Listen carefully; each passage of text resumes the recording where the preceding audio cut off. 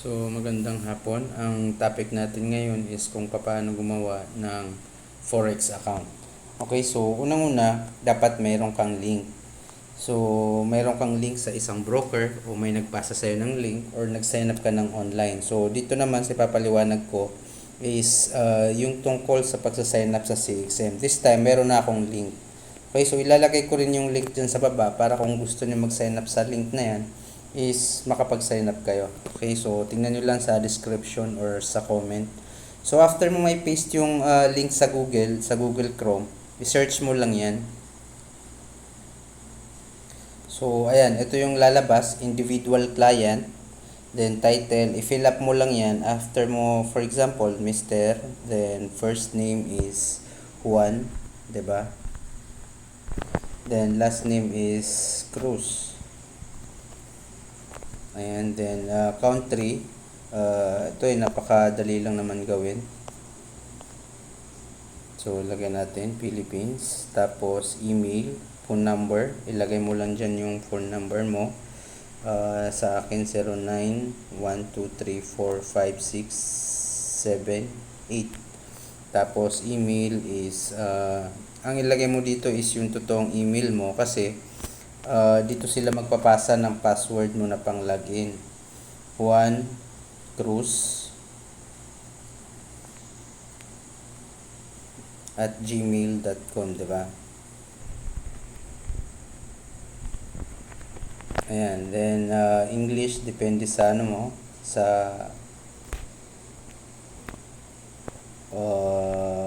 language na alam mo. Then confirm mo lang lahat to. Ayan. Then continue. So ito daw is kulang, so lagyan natin ng isa pa. Ayan, then continue ulit. Country residence pala is hindi nalagyan, so lagyan natin Philippines.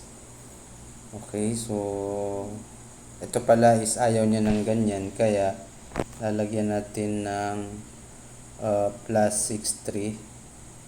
Yan yung katumbas ng 0. Continue ulit. Pag may mali, babalik lang siya doon. So ito na, naglalagay na sila dito ng pin, kung saan wala tayong mailagay ng pin kasi nga wala tayong, hindi totoo yung number natin, hindi maayos, no? So assuming na okay na yan, napupunta kayo dun sa page na mapupunta kayo dun sa page kung saan magsasubmit ng ID. So ang ipapasang ID po is any government valid ID na hindi expired. So yun po yung papasa nyo. Pangalawang ID naman is kasi dalawa po yun eh. So magkaibang ID dapat para ma-verify kayo. Any valid ID rin na hindi expired na merong residence, no? Merong address na nakalagay. So yun. Continue mo lang. Ito po ay natatanggap to sa mobile number na ilalagay. Since hindi totoo yung number na nilagay natin, wala tayong mailagay na PIN, kaya hindi tayo makakabak. Pero sundan nyo lang po yung mga instruction doon. Mapupunta kayo sa verification process kung saan i-verify kayo. So ang pag-verify po doon is kailangan lang yung ID mo is clear, malinaw na nababasa, at saka wag mong i-crop, wag mong i-edit, tapos lagyan mo ng mga space sa gilid. Ibig sabihin, wag mong isentro mo pero may mga at least 1 cm yung kasing kapal ng ½ inch, nakikita yung mga gilid niya. So pagka napicturean mo ng maayos yon, walang kinang, kaya maganda picturean mo sa umaga para walang kinang siya, hindi kikinang yung ilaw, 'di ba? So yun po yung pagbe-verify. I-upload mo lang yung back to back, then mabe-verify ka na after 1 to 3 hours, ganyan. Okay, so yun lang muna at maraming salamat.